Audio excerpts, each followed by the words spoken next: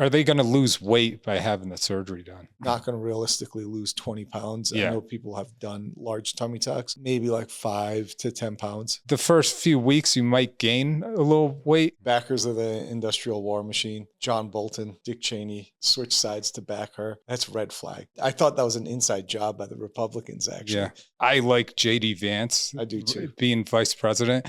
And I'm so excited for him to be. He's weird. Yeah. Like when I've gotten the flu pretty bad and I've gotten the flu vaccine, like the hospitals are like, it's mandatory. I'm like, no, it's against my religion. I believe I shouldn't get the vaccine. Like COVID vaccine. I'm not going to get the COVID vaccine. No, like what proof do they have? Longevity, fertility, cancer. You got to provide that stuff. I'm not going to go and shoot up my kid with some crap.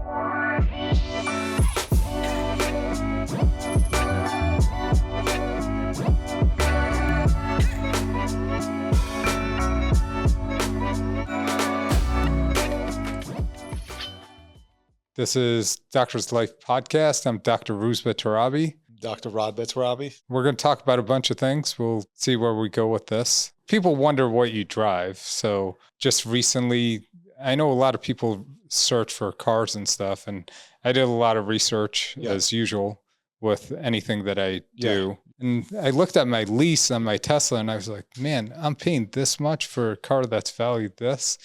And at the end of it, I'm not going to own it. Like, why the hell am I doing this? So I kept on looking into it. You know, I have investments in the car business already, but this is something for my everyday driver, just to look at it. And I talked to you about it. Yeah. So what are some of the things you look for when it's like so hard to decide on cars these days because there's so many. Do you want electric? Do you want gas? Like, what is something that you look? I like the all electric because of the cloud plate in Arizona. Yeah. So you get to use the HOV lane. And that's my main point of getting electric. I'm kind of afraid of this whole radiation talk about like electric cars, but what's that? With the battery, it exudes so much radiation and EMF that, you know, could it be hazardous to our health? I guess we won't know. Some people say, you know, with cancer and stuff like that. So, and you never know. You never know what you can't see, right? Yeah. Too bad it can't like turn that into like red light. Just exude red light. Yeah, red light and PEMF. Yeah. So I've only had I've been out in practice. I've been driving that same Model 3. Yeah. The Tesla is just so nice, easily connected to like it's pretty much an app. Yeah. Having a car as an app, and it's designed really well. I don't think it gives the smoothest ride. It's definitely got some pickup. Yeah. I like how quiet it is, but it's not the luxury ride. Yeah. You had an S for a while. Yeah, I had an S. Even the Model 3, you definitely hear more noise than you do in the S. Yeah. But it's still like much more than I'm used to with driving some of the other luxury cars. It's definitely, and the feel of it when you sit inside, it's just, you know, I just got my new car and like that, just like you sit in it, you're like, all right. And I've been driving a Tesla for like 6-7 years. Yeah. I get, you know, I have other cars too that I get in and out of, but I think as an everyday driver that this definitely felt a lot different. A lot more comfortable. Yeah. A lot more comfort. So what'd you get? So I got a BMW i7. One of the things I do is actually like I watch a lot of reviews on YouTube. Mm-hmm. And when you see so many guys like excited while they drive the car, it just intrigues me. I'm like, these guys look like they're in like Candyland, like having such a blast. Yeah. Because I bought the Durango Hellcat based on like, I read a lot of the research and it was like the fastest SUV at the time. It was like, oh, it's a family car. It's got 7 seats. And 700 horsepower. Yeah. It was definitely a fun car to drive. And one of the things I saw was YouTube. The guys would drag race it and drive it around and test drive it. And they were just having a blast. I'm like, I want that. You know, the Tesla doesn't have as much fun in doing that. And you see that with the i7 when you watch the guys like compare it to the other cars and stuff, they seem like they're having a blast. And it's an electric car, and most of the car enthusiasts, like you put them in a electric car, they just hate it. Yep. You know, even like the Tesla, you know, watching the Tesla Plaid, yeah, they'd race it, but it didn't, like, the enjoyment wasn't there. They drag race and beat anyone, you know, definitely. but It's like, fast. I didn't even test drive the i7 because like they had BMW recall and you couldn't go to a dealership and drive it. So, you know, I sat in a few, and then just looking at some of the features, I'm like, this thing is like, you know, it's built Little limousine. not to even drive. You're supposed to sit in the back, I think. Yeah. Because the doors open for you, like everything. It's like on command almost, like the luxury and service that you'd expect from like So you something ordered very yours high end. online? Yeah, I ordered mine online.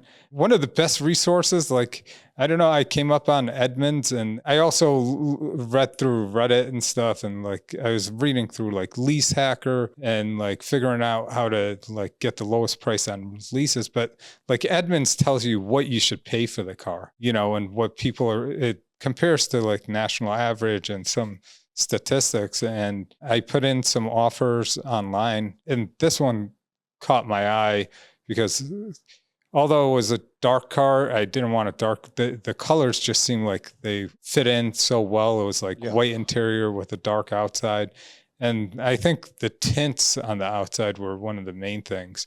And when I got it, I was like, oh man, this is like it's tinted all over. And when you go and look at them and they don't have the tint, they don't look as good as this one does with, I think even the front windshield's tinted. So you put that offer into multiple dealerships, seen what I could get for lowest price. I saved like $60,000 on MSRP on this car. Bought it slightly used. It has 5,000 miles on it, but saving $60,000. Yeah. And I just couldn't get myself to like spend a lot of money on a car. I have a lot of investments going on, and I want to continue to invest. And still a chunk for most people. Yeah, no, it's a lot, but it costs less than my Tesla that I am leasing. So it just made way more sense. Yeah. And I just did long-term lease.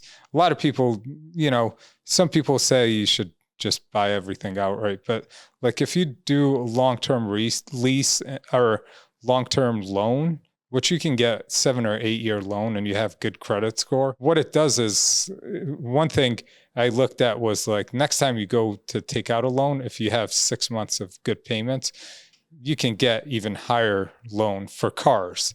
And like the same for houses as you move up the ranks of buying houses.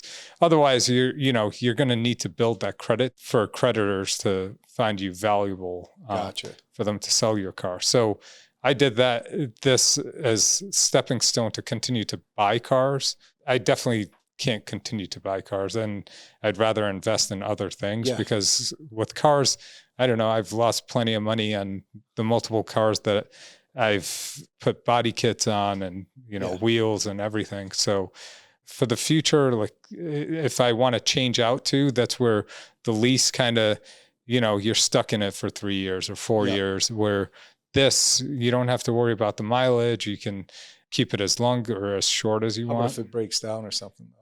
Then you got that cost. With a lease, you also got it too. But like with this, I got a warranty. It's 2024. So you got an 8-year warranty. So if anything breaks down, you're still doing the maintenance and stuff on a lease. Like you got to change the tires, change the brakes. True. So, and the Teslas, it's not cheap. Changing tires. I think if you put the Tesla's own tires, it's like $2,000 every 15,000 miles, which mine, and that's one of the reasons I was like, I got to get it into a new car, was my tires on my Tesla look like racing car tires. They were so bald. One of my patients' husbands, actually, he works for Discount Tire, and he's like, you're not going to make it home tonight with those tires. Yeah. And she actually called me today. She's like, my husband really wants to get you in to get those tires changed before you kill yourself. So they're probably supposed to have, I think, changed every 10 to 15,000 miles. I have like almost 31,000 miles. Because it's the heavy, weight. Yeah. And it takes off. A lot of people like, when I first got this car, I went through my first set really fast. I was like, oh, I can't just like gun it at every light Yeah. and then slam the brakes. Yeah. There's somebody we work with. He was just telling me, he's like, I had to replace my tires Yeah. 3 times. I was like, are you slamming on the gas? Like, yeah. Yeah. Are you slamming on the brake? Yeah. Yeah. So you might want to like just slow it down a little bit. Like the main things to look for is you can get nearly new car, or like 1 to, like, I'd say 3 years old, which is pretty freshly new. Some people say even longer with some of the cars that keep their value, like Porsche. Yeah. Porsche will keep its value. You buy something that already depreciated and kind of plateaus off, Yeah. so you don't really lose money. And if you take out a long-term loan, then you can sell it back for almost the same price that you bought it for. Of course, you're going to lose some money when you pay the tax, title, registration, and all that stuff, but at least you're not losing as much money as you would with a lease. Like, driving a new car off the lot. Yeah. It's definitely the biggest decline in price. Yeah. Like, happens just like that. Yeah. And use Edmunds. Seriously, you can get good deals on there. Like looking for cars, I didn't even know they advertise too, but like, yeah, pricing. That's what I'll check out. I'm looking for that XM. We'll see the label edition. Gonna pull that trigger soon, but I don't. It's tough. It's like, I hate filling up paperwork.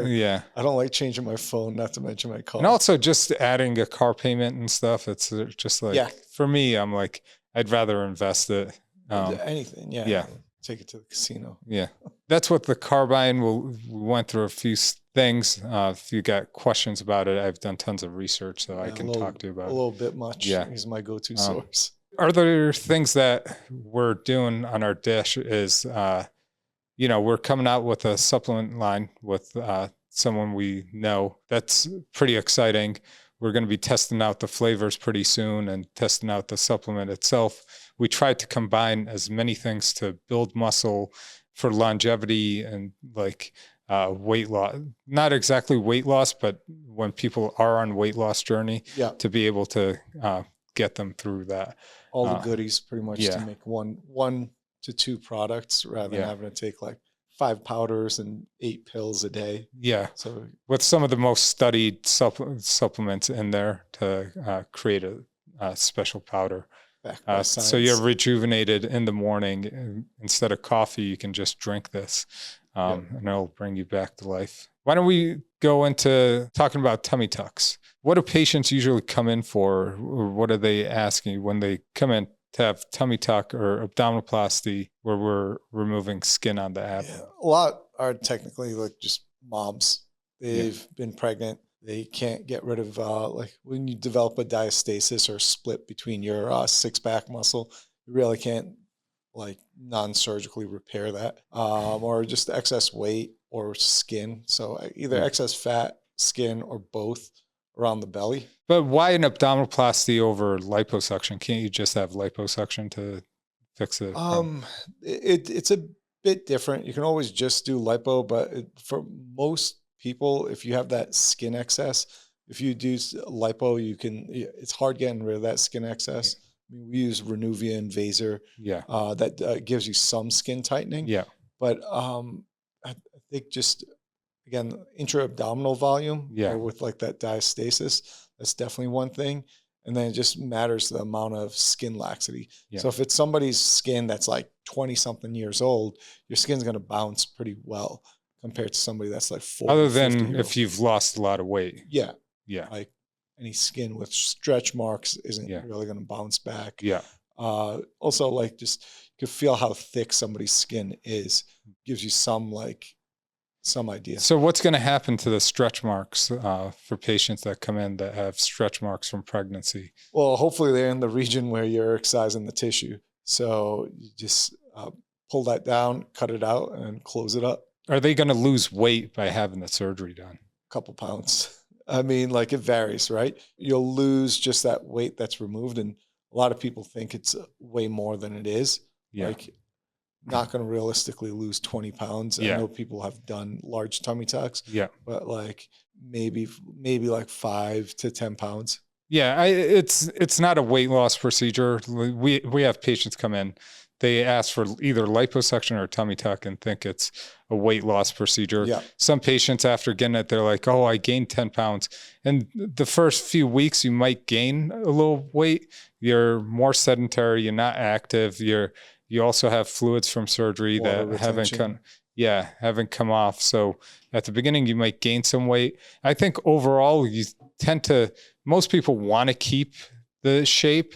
So they continue to, they eat better. They start to get more fit. You spend a lot of money on getting your body into a better shape. Why would you go backwards? So we do have a BMI limit when we do it. So we want someone that's healthy, although we also work with them to get them to that BMI, nutrition and, medication wise, so they can reach those goals, so they can have the best aesthetic results. But not just aesthetic results, right? To decrease complication that way too. Yeah. And when we do tighten up the belly muscles, that also, I think it compresses your stomach. So I think you start to eat less, and it matters how much the stomach's tightened up, but you're going to have increased intra-abdominal pressure. Of course, after 3-4 months, that's going to be kind of, it's neutralized, but that could help with some of the beginning, losing weight. I think you mentioned it before, but like confidence, and motivation, like majority of patients, you see a difference afterwards. Yeah. Just like the smile on their face, even when they're trying not to smile. Well, that first month they just hate you. And then, and then they're like, oh, I do this again. Yeah. Recovery's really good. Yeah. I've started to, use local anesthetics, a mixture to kind of, get them the most anesthetic I can give them for, so they're comfortable for the first 3-4 days, which are the most right around painful. the nerves. Yeah. So that's the main thing, like getting the nerves at the source, and then using the whole multimodal pain regimen. People are usually shocked when they see how much actual pain relief they have with the mixture of like Tylenol or acetaminophen and like ibuprofen or Advil. Yeah. Just those two drugs properly dosed.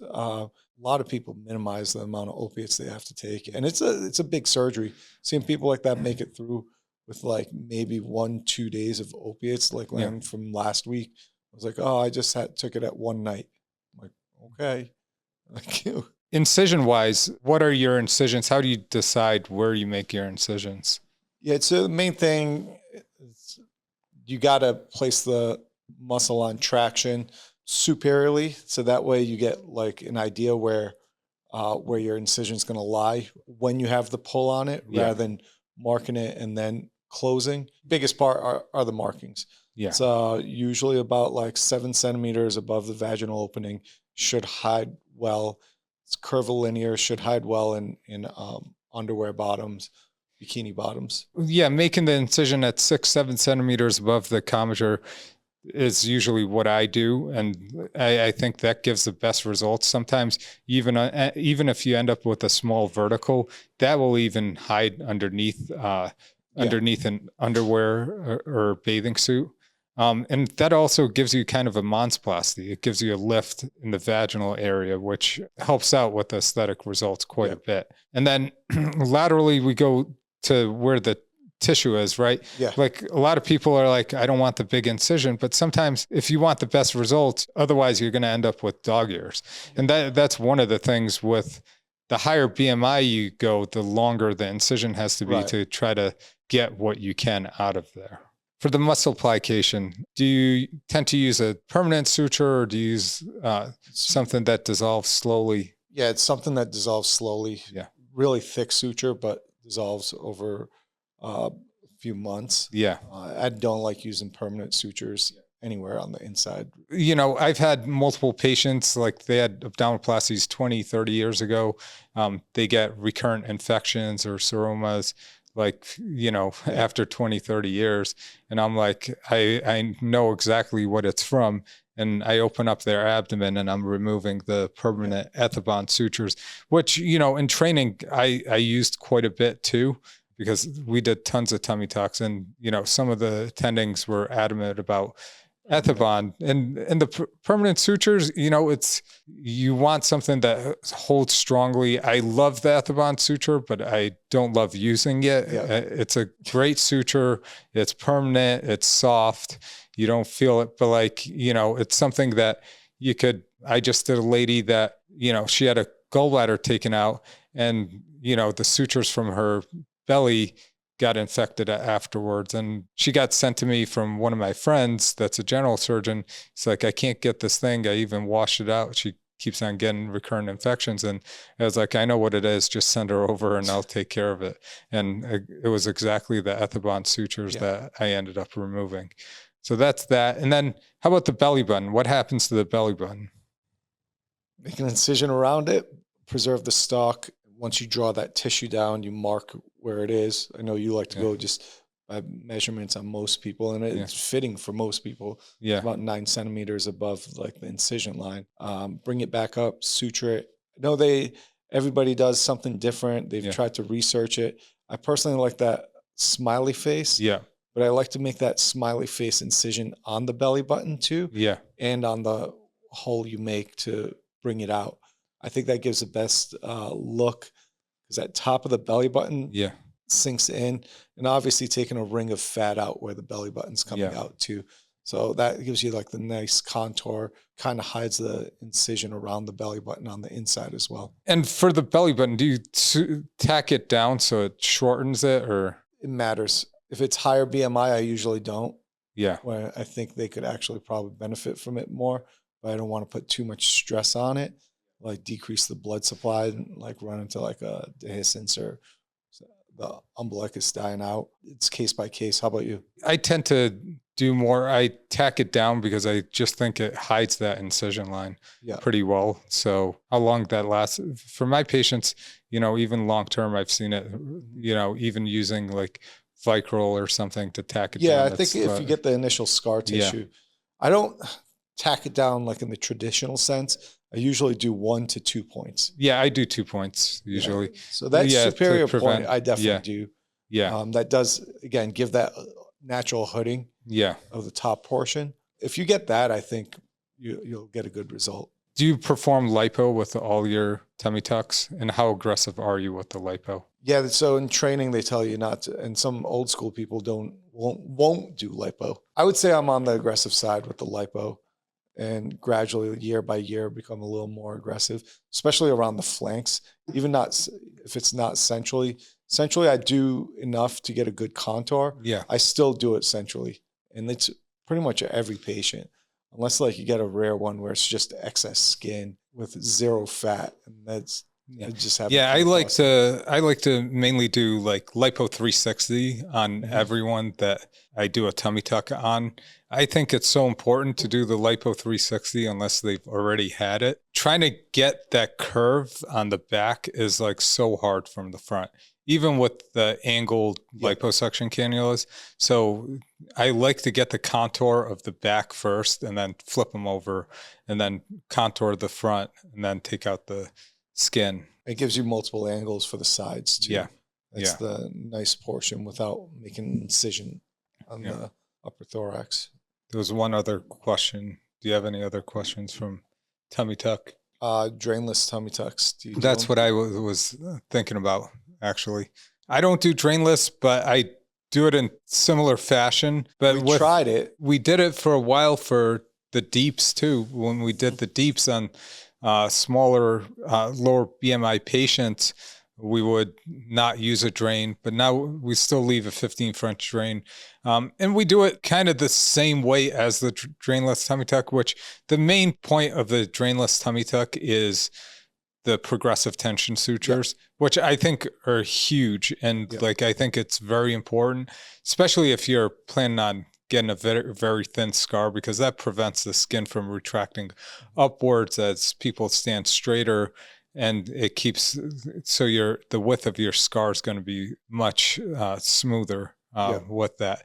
That's what sharing, right, from the healing. Yeah, layers. so you don't get as much seroma, or hematoma is less likely to spread. But I still leave one.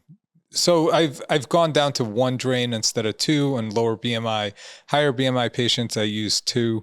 if I'm doing tons of liposuction. And that's one of the main reasons I do place a drain, is because I do pretty aggressive liposuction and lipo 360. So I tend to put drains. And sometimes it's a drain in the back and drain in the front to prevent seromas and stuff. So I think my main thing is with the liposuction, I think they always will need a drain. And everybody does drain quite a bit from those lipo parts anyways. Yeah. So might as well just have the drain there. There's a more recent study that said, like even wearing the compression and stuff doesn't decrease your seroma rate. And like they were saying, you shouldn't even put a binder or something or compression on. But I think it's very important to have compression on, especially with the amount of liposuction we do, because that's going to close off all those tracks that we create with the liposuction. So all of them are closed off. So if you leave them open, then fluid's going to just build up there and scar tissue is going to build. So yeah, you can get like some more like permanent edema and scarring in different ways, thickened tissue in different areas. Yeah. Like some more palpable defects probably. Yeah. And can you do a BBL at the same time as you do a tummy tuck? Do you do them? Yeah. At the same time? Yeah. You're doing all that liposuction, so you might as well use it. And part of the BBL is liposuction in the lower back. You're doing that anyways. You might as well do it. Yeah. Which part do you do first? Well, the tummy tuck first and then turn them over, because when you turn them over, you can have them in a flex position. Yeah. The amount of suturing we do, I'm comfortable with the front being fine. So some people worry about it because you're sitting on your butt, and the old way it was, we'd keep them off their butt for about 6 weeks, 6 to 12 weeks. It matters where you're injecting to. It's usually more the lateral thighs and the upper thighs. So there's usually not as much pressure in those areas that you're injecting. And there hasn't really been much studies whether like the pressure of sitting and stuff is going to make a major difference in the amount of fat that remains. So that's I would say it's mostly probably like from not moving around. Like no matter what position, like you have your stress points, and that's decreasing blood flow, especially the first couple of weeks. After that, should be good. But that's why we got hyperbarics also help with that right away post-operatively with any fat injections. Shall we talk about the election? I kind of stay away from it just because, like, growing up in the East Coast, a lot of my friends are Democrats, but I don't know why they would vote for someone that they didn't even vote into that position to run for president, is one of the biggest things. Someone that hasn't done anything in 4 years and they expect her to change and make progress is... Well, she was saying fresh start. Fresh start, yeah. Which is kind of like saying don't vote for me. Yeah. Fresh start, and she hired Biden's like twin to be her running mate. Yeah, key factors for me were, like I've told you, backers of the industrial war machine, John Bolton, Dick Cheney, switch sides to back her. Yeah. I was just like, automatically, that's red flag. Dick Cheney, I thought that was an inside job by the Republicans, actually. Yeah. I was like, oh, they made him take that. So that people won't vote for her, which worked if that was the case. But I was just mostly like, everybody's like, oh, but he's offensive. It's like, just look at the policies. Yeah. That's all I voted on. Yeah. There's other things, like some of the stuff I may say, like it's probably going to offend people, but like one of the things that excites me is I like JD Vance. I do too. Being vice president. And I'm so excited for him to be. Vance is weird. Yeah. For him to like actually like take over and like run the country. He's solid person and very intelligent. He showed up at one of the conferences I went to. I told you he was a surprise speaker. I hadn't heard him since prior to then talk. And a couple of one of the moderators was really liberal and went after him, and the way he treated, he's like, I didn't expect that from like a politician of that level. It's mostly they'll like kind of like dodge some questions and beat around the bush, but like the guy kept pressing him, and he answered all his questions. Like, and I was like, they're legit answers. So I am hopeful for that. All the people he's bringing on board, I know it's a lot of polarizing people, but the media also makes them polarizing. Yeah. But I think the I'm hopeful for the people he gets involved. Yeah. We'll get to see as the cabinet plays out Yeah. as far as which way we're really going to go with it. He made a lot of changes after the last election, and like, we were like, what the hell is this guy doing? Yeah, even and like bringing like somebody it like all like RFK worked on pretty board. well. Yeah. We need that Again, whole change in the FDA. Like I think that's going to be a huge thing. And he's wellness, polarizing also because of his stance on vaccines. Yeah. But I kind of stand with him with the vaccines nowadays. Like when you look at stuff, it's like, I listen to Joe Rogan. I wouldn't take his stance on stuff, but yeah, I'm afraid to, like, I think it could screw up your system. And like, what benefit, like when I've gotten the flu pretty bad and I've gotten the flu vaccine, and like the hospitals are like, it's mandatory. I'm like, no, I'm not. It's against my religion. I believe I shouldn't get the vaccine. That's enough of a religion to me, because I don't think if I I need was to high take risk, I would take it. If I'm feeling like I have the flu or I'm sick, I'm not gonna. I'd rather take thymosin alpha 1 than go take the flu vaccine. I've done it where like my whole family's sick, and I'm like, all right, I'm kind of feeling like I'm tired tonight. I'll take thymosin alpha 1 for 1 to 2 days, and like I don't even worry about the flu, and my whole family's sick, but I'm not going to give them all peptides. I could give it to my wife, but she probably wouldn't take it. So. Well, most of the time, the flu vaccine's like 10%, has 10% efficacy. They say that still cuts down the numbers a lot of like hospitalizations. I don't know. It's just. They could always, mess around with the numbers and make it look like COVID vaccine. I'm not going to get the COVID vaccine. No, like, what proof do they have to? Early on, I did, because when it first came out, I don't know about the safety of it, but the efficacy of the first strain or the first 2 strains, I understood it. Now it's like, I don't know what they're making. It hasn't been fully tested, right? Yeah. That's the main thing. Like, give us real results on prolonged research before like making certain things mandatory, or like, this is standard now. Like, that's the one part. Like, further research into like what other effects this may have, especially with like little babies. Longevity, fertility, cancer, like you got to provide that stuff. I'm not going to go and shoot up my kid with some crap. He's got a bunch of vaccines though. Yeah. You're not totally anti-vax. No, I'm not anti-vaxxers. There's stuff that works. But that's the thing. If you bring anything up, then you're thrown into the anti-vax. Yeah. No, there's beliefs and stuff that works and stuff that doesn't, And you weigh out risks and benefits. Like we talk about all our procedures. There's risks, there's benefits, and you gotta understand. If I was a diabetic and like I had poor lungs, I smoked, I would. You'd need to get the flu vaccine, but I'm none of those. So like, why am I gonna go and expose my immune system to something that it doesn't need and cause? It's an inflammatory thing. Your body reacts to it, so it has to be inflammatory. Yeah. So why am I gonna cause that rather than letting it naturally occur when it happens? Long term, I haven't thought about the immunologic effects. Yeah.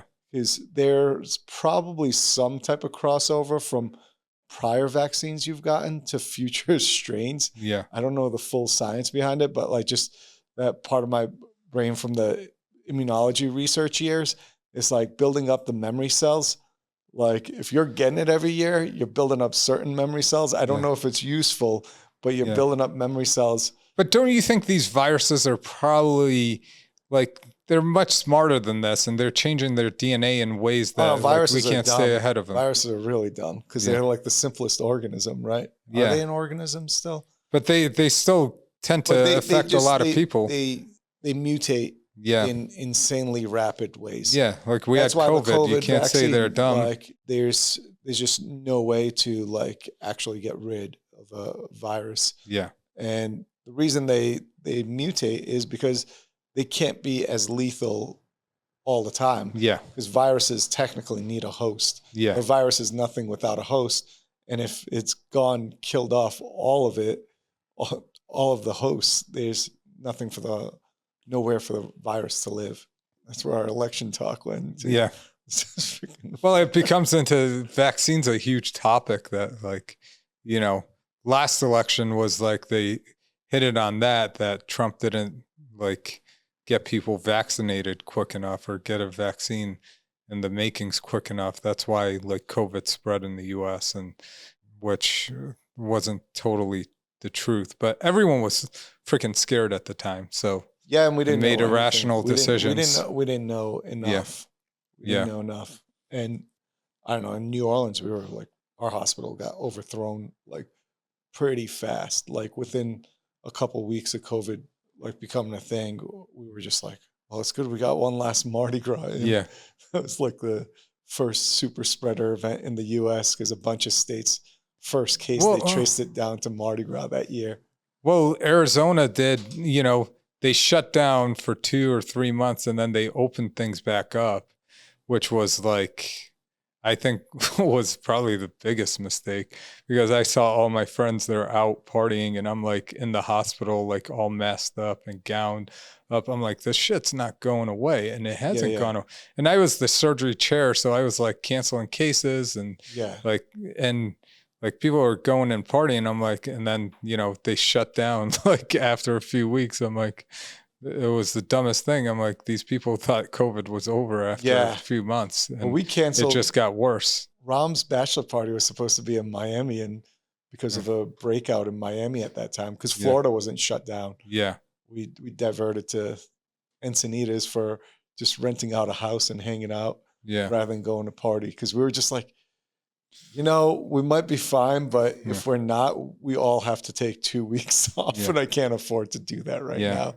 Like it sounds good in theory, but bringing up the Florida thing, then you got this whole IV fluid shortage, which I don't understand, because it's like because of the hurricane in North Carolina. Only one company makes 50% of the IV fluids in the whole country. It's just between that, any type of storms, COVID, it goes to show you how fragile our supply system that we've taken for granted for so long, and all of a sudden you're like, what do you, I don't have IV fluids? Like, I wonder if you go to Vegas, are those drip companies like running like crazy? Oh, yeah. Because one of my patients said, like, how are these people going to people's houses and giving them IV hydration? And you take your kid to the hospital for gastritis and they didn't give her IV fluids. Company. Yeah. They probably get it from different companies that sell it to them for extra. Yeah. But it's way cheaper than what IV and they probably stock up, hospital. Right? They probably stock up. I don't know how much they stock up. Yeah. Because, you know, the stuff goes bad.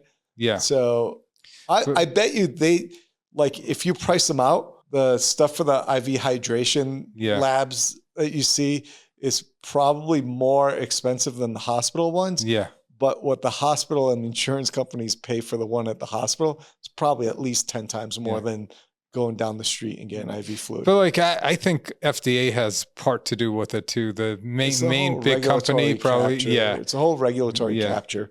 I'm sure if you look into it deep enough, it's probably like 2 steps in from that. Yeah. And then trying to get a new IV fluid company started is probably harder than passing another COVID vaccine. Yeah, because we've worried about doing in-office liposuctions and stuff to like make sure this kind of goes away.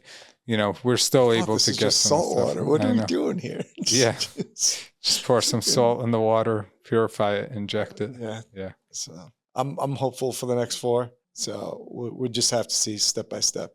I think a lot of people are looking at a bright future, and like you just saw the voting throughout the country too. It's like, you know, it was all red. There were small spots of blue. That's usually how it is. I mean, it was Republican wins the popular vote. Yeah. By a decent margin, you're going to see that type of map. And what was it? The House wasn't chosen yet, or I don't think the House is. The Senate is going. The Senate's Republican, yeah. But the House isn't finalized, but it looks like it's going Republican. I think Arizona hasn't announced. Who is it? Is it Carrie Lake? People think Trump's weird. Like Carrie Lake says some weird shit. So that's like just from what I've heard. And I voted for her, by the way. Oh God. So, because I just voted Republican all the way down, and like I just had one of my doctor friends that was running for, I think, House. Who's that? Amish. Amish. Yeah. It's good to see that there's no turmoil. either way. That's the nicest thing. I know. to see. Last time it was like, it was just so far. But like this time, I think with how bad things got between friends, that like people are like, all right, they took a breath and stepped back from. And people, it was still like a real inflammatory time. I mean, what year was that? It was for the last COVID. election. Yeah. It was like, so it's going to be, people are pent up. There was protests galore before then. Oil drilling. I think that's like, that's a huge thing. Like people, like you can't be mad at, like people, do you want the gas prices to be at $6, $7? Every time the Democrats, they're like, oh, we're going to stop mining for oil. And then the gas prices jump to $6 until it comes election days and it's back down to $3. How do they do that? Major roles in majority of business cycles, economic cycles with elections, as listened to somebody from Goldman Sachs today, is based on oil price and liquidity. Yeah. So then like a couple things that Trump has mentioned, and it's like weighing out inflation against the strength of the dollar. Yeah. He doesn't want the dollar to be too strong because then doing anything in the US is way more expensive than doing anything elsewhere. Yeah. And inflation goes up with proposed tariffs that he's bringing up. Yeah. So I guess they were saying like there's no real way for him to get both, like control inflation and get a weaker dollar.